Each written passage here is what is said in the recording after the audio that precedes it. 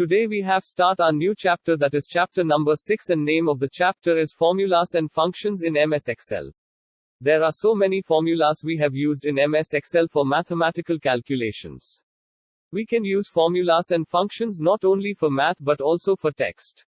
Let's start and learn the new chapter of Formula and Functions in MS Excel.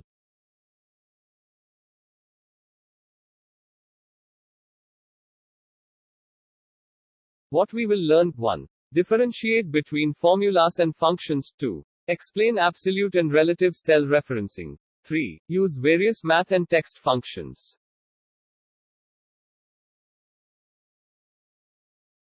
What are functions in MS Excel? Functions in MS Excel are inbuilt formulae that use the data entered in the cells and perform calculations on it. The data entered in the cells is an input to the function and is known as argument.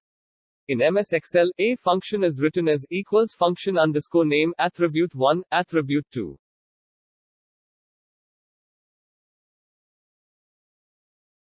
Example of an average function. In example, average refers to the average function and B2, B4 are the arguments of the average function, where B2, B3 and B4 are cells in the Excel sheet.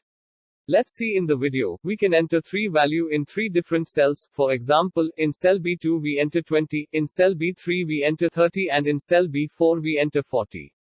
In cell B5, we write average formula to find average of 3 numbers.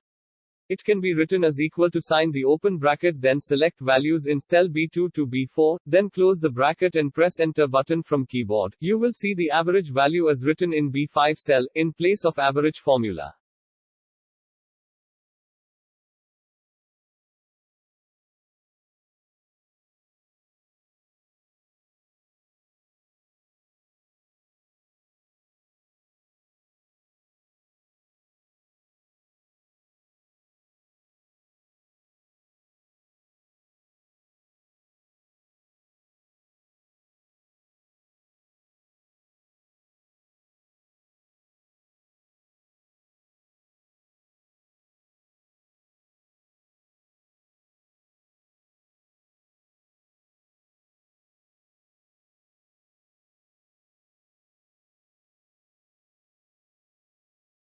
Some important points to remember while writing a function. 1. A function always starts with an equal to smiley face sign.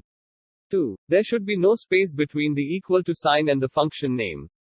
3. The function name should be a valid Excel function name. 4. All functions should be followed by an opening and closing brackets.